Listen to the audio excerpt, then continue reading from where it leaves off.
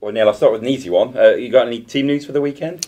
No, to be fair, we put a strong team out for the 23 stroke reserves on Tuesday. We just felt, we've got another midweek game coming up soon, and we might need all the bodies. I thought we looked a little bit tired against Tranmere last week, so it's just to keep everyone topped up. So no, as it stands at the moment, Elliot Hewitt's got a slight swelling around his knee.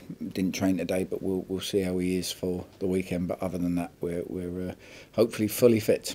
A lot of off-field distractions, especially in the last 48 hours. How's that been for the football club as a whole? Well, obviously it's it can be disturbing for a football club, but I think we've got wonderful staff that work in the offices that are dedicated to their job, and certainly the same goes for me and my staff and the players, and we're getting on with it, we're knuckling down and we're working hard because we've got to do our jobs. Do you feel you have to protect the players and maybe not shy them away from it, but stop it from becoming an issue? Is it something that you've had to kind of take to hand? No, not really. Listen, anyone who thinks they're hard done by needs to have a look out in this big wild world, because there's a lot worse situations than we're in. We're here to fight hard for this club and these fans who have been here a lot longer than us, long time before us and a long time after us, I'm sure. And we're here to make sure that we give our all, and we do for them what they expect, and that is to fight tooth and nail until May the 4th. You're being very straight-batted with your answers, which is understandable, but it must be hard with the emotions of every day being something different. It's certainly entertaining at this club. It's we've been through. There's been lots of bits and bobs that have gone on, but listen, it's part and parcel of football. The one thing that I do know is that our chairman has got a good heart, and he's only ever given his very, very best. So whatever difficulties he's facing at the moment, he only wants the best for Notts. So does the players, so do the staff, and if we all come together like that, then we can do this. You speak very highly of the chairman. Has he been in a lot of contact in this difficult time? No, he's got his own stuff that he needs to be getting on with, and I was in a lot of contact with him during January, because we were obviously trying to get January right. But since then, he's obviously needed to focus on other stuff, and left the football side to me. And like I say, I want to do right for him, but I really want to do right for these fans, and so do the players. Everyone here will use whatever we can as motivation to fight tooth and nail for these fans, because like I say, they're the heartbeat of every club. Let's talk about on the field. The local derby against Mansfield a few weeks ago was bigged up as obviously one of the biggest games, local derbies. Suddenly Saturday, I guess, is one of the biggest games in the history of Notts, with the context of where you and Port Vale are. Yeah, there is that. I remember sitting there when we went in after we lost at Cambridge, and we went into the Yeovil game, and somebody made a comment to me that if Yeovil beat us, that's us, we're done. And I argued then, no, it's not. We've still got however many games we had, and blah blah blah. And all of a sudden, you have that run of games from Lincoln to Mansfield, and the optimism goes up, and it will be the same again. People will look and say, well, if Port Vale beat us, that's it, we're done. And I'll still argue the fact that there's 11 games to go and 33 points to play for, and we can quickly go on as good a run as we have been, if not better. So we've got 12 games. Like I said, it's no point looking at the table now and looking at the thing. It makes it harder, but May the 4th's when it matters, and we'll fight till the end. Has much changed in the last couple of games from those games when you were beating Mansfield and so on? Is there much difference in what you're seeing from your side? No, I think the Newport game obviously took us all a little bit, not by surprise, because I said straight away it will be the toughest game of the season. But the way it happened, it was a bit shocking. They had 5 attempts on goal and we lost 4-1, and it was a beating and a well deserved one. I thought the Tranmere game, although we lacked that little bit of spark in our forward play, I thought on a difficult pitch, away at a team that are strong at home, I thought we thoroughly did. We just mastered them at that point. I think they'd run out of ideas. They were going to make subs. we were looking the stronger team, and then I don't think you could create that goal if you tried it 10 more times. So it was just an unfortunate one, and we didn't come away with a valuable point. So all we needed to do is get the legs back, the freshness back, obviously the boys haven't played as much. We've got them minutes on Tuesday, so just got the squad back into a good place to go for these last remaining 2 months of the season.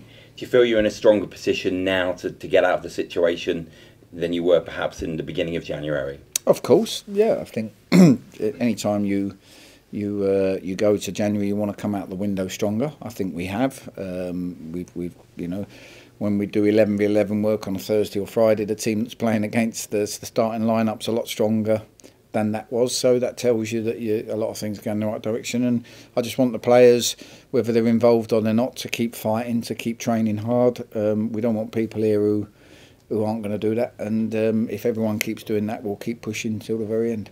You make a good point there about the players. You talk sometimes in previous interviews about self-doubt, and that seemed to have been lifted with the arrival of the newer players.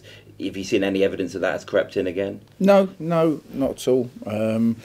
You've got to remember, every game, when we recruited, we've brought in younger players, we've brought in experienced players, and every game's a learning curve for some of them, So your centre-backs would have learnt a hell of a lot from the Newport game. And I thought they were excellent in the Tranmere game. They hardly put a foot wrong, so they responded brilliantly from that game, and so on and so forth. So every game's a challenge, On Saturday it will probably be Tom Pope, and he'll bring a lot of challenges. The following week it will be Varney, and so on and so forth. So there's challenges for them all, and I'm sure they'll come through them all. What's going to be key for you, do you think, on Saturday at Port Vale? What's going to be key for you to win the game? I don't know how they're going to set up. They've played 3 at the back for a number of games. They played 4-4-2 last week. I don't know whether they're going to come and be solid and try and nick a point, given the fact they're ahead of us, or whether they're going to come and try and beat us. Who knows? I can't really focus on the opposition. The boys will be aware of their team, their line-up, come 2 o'clock when the teams come in. But other than that, it's about what we do when we do it well. And the main priority of the week was to get the boys' fitness and freshness back, because I thought that we'd just lost that 5%, 10% at Tranmere, and get them back to playing at the intensity they played at the Mansfield, the Lincoln, the Forest Green games. Because if we play like that, we think we're a match for anyone. Brilliant. Okay, thank you very much. Neil, with the in the last week or so, have you had to have a meeting with the players to try and reassure them that everything's going to be okay, or have you pulled them together as a group? We obviously, when speculation comes out in the news, obviously there's lots of questions, so I gave the boys a chance to ask any questions they had, reassured them from a player's perspective of where they stand. I've had a similar situation, both Coxey and I, at Watford many years ago.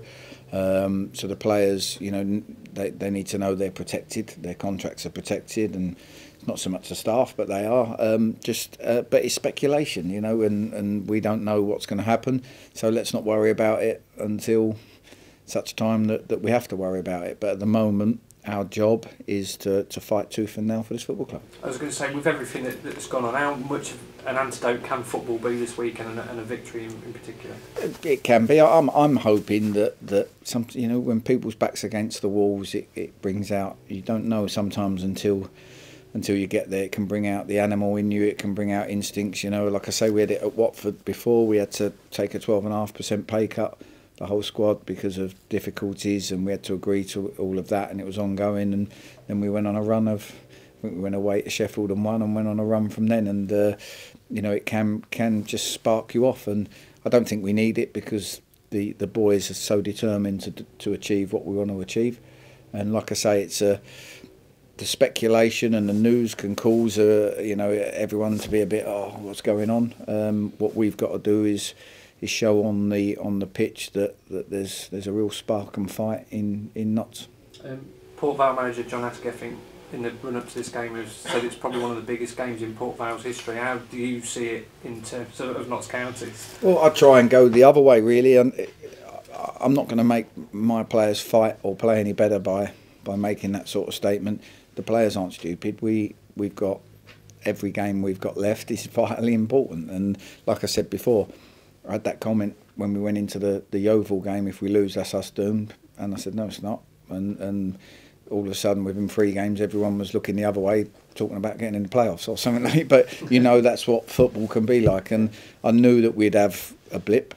I knew we might lose 1 or 2 games on the trot, and it makes the task harder. But I still believe that we can win 6 or 7 games. I still believe we've got that in us, and I won't stop until we run out of games. I think Port Vale have scored once in the last 6 games. They've really struggled for goals. Has that come into your thinking going into the game in terms of your tactics? Now you're prepared? No, not really.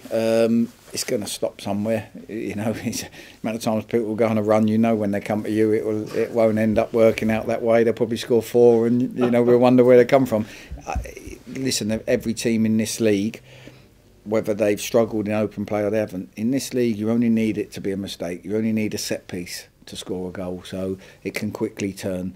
A deflection, anything can happen, and maybe they haven't had the luck, and that will come their way on Saturday. All we can do is perform at a high level from back to front, and as best as we can, keep the freedom in the group. We haven't got the players to smash it long and pick up bits and hope for the best. You know, we've got players that need to try and pass the ball and move the ball and run hard, and we just play the way we do for 12 games and hope it'll be enough. Thank you. Neil, I just wonder, you haven't been here long. How difficult has it been as a manager?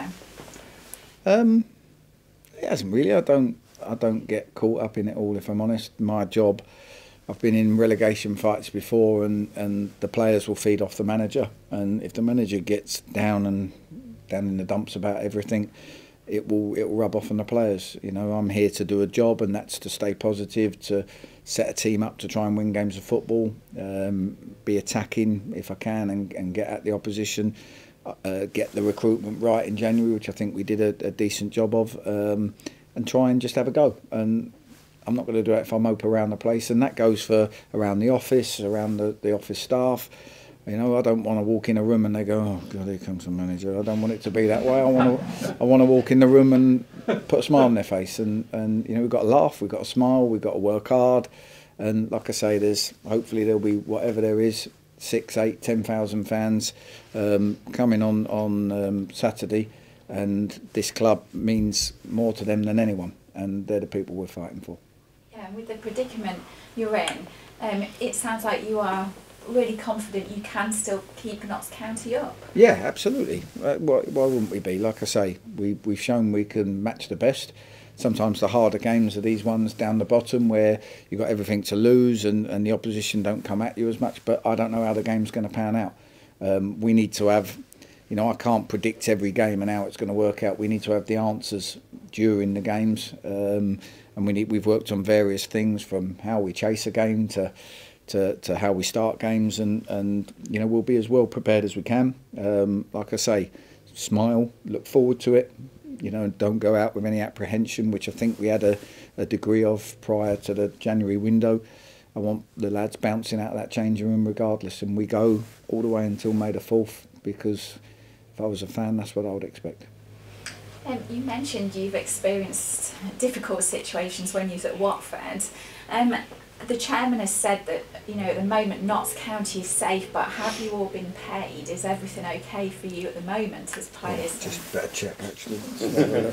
Yeah, I think there's, you know, as far as I'm aware, everybody said they have. I have. You know, we just that's another month in the bag, so we can. I personally, I think the chairman's obviously working incredibly hard to solve all the little issues he's got, or big issues he's got, and you know, let him get on with that. Let him put all his energies into that. Leave the football club to me, and I'll do my best to keep everything bubbling along, and we see what happens in the future. It's out of our control. It's out of mine, the players, the staffs, everybody's control what goes on, and I'm sure the chairman's doing his very, very best, and we'll knuckle down and do our very best. And it sounds like you have some sympathy with him at the moment. Why is that? Well, listen, nobody intends to have problems, do they? You know, we've got, the country is going through a tough time at the moment with Brexit and whatnot. I'm sure there'll be loads of businesses that have struggled, that have had to, you know, come up with different ways of keeping afloat, given the uncertainty, while the politicians and the parties fight for leadership rather than fight for our country. It goes on, and you know, there's no intention in it. You know, no one wants it to go wrong. And like I say, the one thing I do know is the chairman's given absolutely everything to try and make this club a success. So why would there be? Why would I not have anything else other than sympathy for the guy? And I hope he pulls it through. He deserves to. I hope everything goes great and we go onwards and upwards, and he finds the buyers or whatever he wants for the club, and most of all for these fans. I hope they get everything they want, because they've been brilliant and they deserve. I think the last 16 years, I think 13 of them have been spent in relegation fights or relegation or in the bottom 5 of a league. They've only had brief moments of great stuff, and they deserve more than that. So hopefully we'll get through this, and whatever happens, these fans deserve to have some success.